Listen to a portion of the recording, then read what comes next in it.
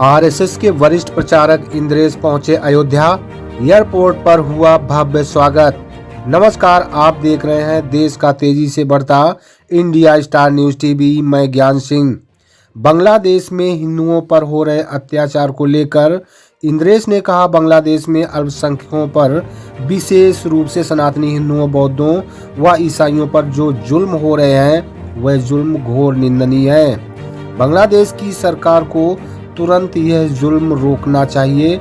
इसके लिए उसको सख्त से सख्त कदम उठाना उनके लिए प्राथमिकता होनी चाहिए। भारत सरकार से कहेंगे, जो भी अभी तक कदम उठाए उसके आगे और कैसे कार्रवाई हो, ताकि शांति प्रिय पड़ोसी बने, न कि हिंसक पड़ोसी। बांग्लादेश की हिंसा की जितनी निंदा की जाए उतनी कम है। मुझे पूरा भरोसा है यहाँ से गई आवाज़ भारत भी सुनेगा, दुनिया भी सुनेगी और बांग्लादेश निश्चित रूप से सुनेगा। इंद्रेश ने सुप्रीम कोर्ट की ओर से पूजा स्थल कानून पर सुनवाई के दौरान धार्मिक स्थलों से संबंधित नए मुकदमे दायर करने पर रोक लगाए जाने के फैसले पर कहा कि यदि न्यायपालिका में यह विषय चल रहे थे, न्यायपालिका पूरी तरह से स्वतंत्र है। वह भारतीय जीवन मूल्यों, संस्कृति और सर्वधर्म समभाव की रक्षक है। न्यायपालिका अपना फर्ज निभा रही है और आगे भी निभाएगी, यह उम्मीद की जाती है।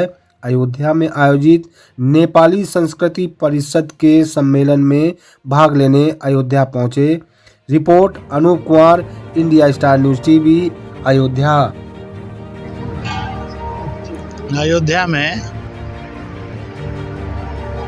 प्रभु के दर्शन करना, उनके स्थानों के दर्शन करना, इसी के साथ साथ जिसमें राम जन्म स्थान, रामलला का स्थान, हनुमानगढ़ी, सरयू आदि आएंगे। दूसरा, यहाँ पर अंतर्राष्ट्रीय नेपाली संस्कृति परिषद, भारत में जो नेपाली हैं, नेपाल से नेपाली हैं, भूटान से नेपाली हैं, इन विशेष 3 देशों के नेपाली समुदाय की 2 दिवसीय कॉन्फ्रेंस है, जिसका आज उद्घाटन होगा, 15 को समापन होगा। कुल मिलाकर हम हिमालय से हिंद महासागर तक किसी भी जाति के हैं, किसी भी मजहब के हैं, किसी भी भाषा के हैं, किसी भी दल के हैं, किसी भी भूगोल के हैं, हम सब युगों से सनातनी थे, सनातनी हैं, सनातनी रहेंगे। मजहब अनेक हो सकते हैं, पूजा पद्धतियाँ एक हो सकती हैं, पर हम एक थे, एक हैं, एक रहेंगे। इसी के साथ साथ अयोध्या से पावन संदेश जा रहा है और वह पावन संदेश फिर से केवल अयोध्या में नहीं, आप सबके द्वारा भारत में, और भारत में नहीं पूरी दुनिया में जाए। बांग्लादेश में जो आज अल्पसंख्यकों पर, विशेष रूप से सनातनी हिंदुओं, बौद्धों और ईसाइयों पर जो जुल्म हो रहे हैं, वह जुल्म घोर निंदनीय है और वह तुरंत वहाँ की सरकार ने रोकने चाहिए। उसके लिए सख्त से सख्त कदम उठाना, यह उनकी प्रायोरिटी होनी चाहिए, क्योंकि किसी भी देश के अंदर उसके नागरिक को जो जीने का पूरा अधिकार है, जीने की पूरी सुरक्षा है, विकसित और शिक्षित होने के लिए जो पूर्ण स्वतंत्रता है, वह वहाँ पर आज पूरी तरह से ध्वस्त है।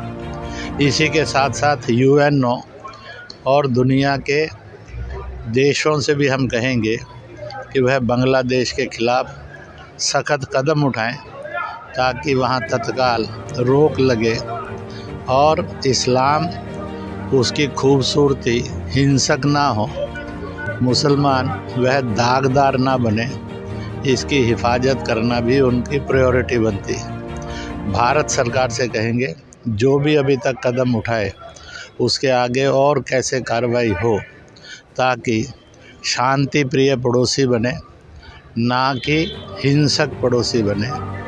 बांग्लादेश की हिंसा यह जितनी निंदा की जाए उतनी कम है। और मुझे पूरा भरोसा है यहाँ से गई आवाज़ भारत भी सुनेगा, दुनिया भी सुनेगी और बांग्लादेश निश्चित रूप से सुनेगा। सर, माननीय उच्च न्यायालय द्वारा अभी मंदिर मस्जिद सर्वे को लेकर एक फैसला आया है कि निचली अदालतें अब इसको इस मुद्दे को न सुनें। ऐसा है, न सुनें। न्यायपालिका में ये सारे विषय चल रहे हैं, इसलिए न्यायपालिका पूर्ण स्वतंत्र थी, है और वह भारतीय जीवन मूल्यों, भारतीय संस्कृति, भारत का सर्वधर्म समभाव की, भारत के जातीय समभाव की रक्षक थी, रक्षक है और इसकी रक्षक के रूप में वह अपना फ़र्ज निभा रही है और निभाएगी, यह पूरी उम्मीद की जाती है। सर, एक अभी जल्दी बैठक हुई थी वक्त संशोधन बिल को लेकर दिल्ली में। वहाँ एक नेता ने कहा कि ये मुस्लिमों के देन है कि लाहौर तक बॉर्डर है, अगर मुस्लिम न होते तो ये बॉर्डर जो है पाकिस्तान, ये पक्का मान कर चलो गजनी के हमले से पूर्व पूरे हिंदुस्तान में इस्लाम मतावलंबी नहीं था, ईसाई मतावलंबी भी बड़े कम थे। मैं मुस्लिम मंच के और मुसलमान जो वतन से मोहब्बत रखने वाले हैं उनकी एक स्टेटमेंट को कोट करता हूँ। उसने कहा, जिनको ये लगता है कि वह बॉर्डर लखनऊ लाने की कोशिश करेंगे तो हिंदुस्तान के मुसलमान ने मुस्लिम राष्ट्रीय मंच ही नहीं अनेक संस्थाओं के रूप में मुंह तोड़ जवाब दिया है।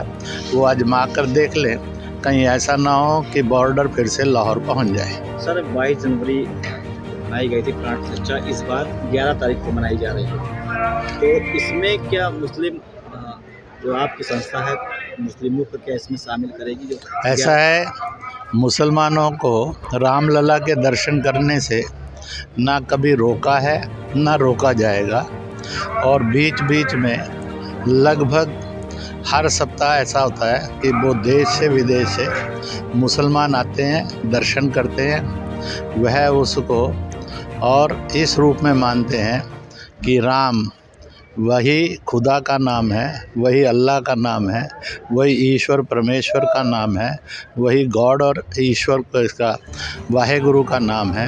इसलिए राम जनकन में थे, हैं और सदा रहेंगे।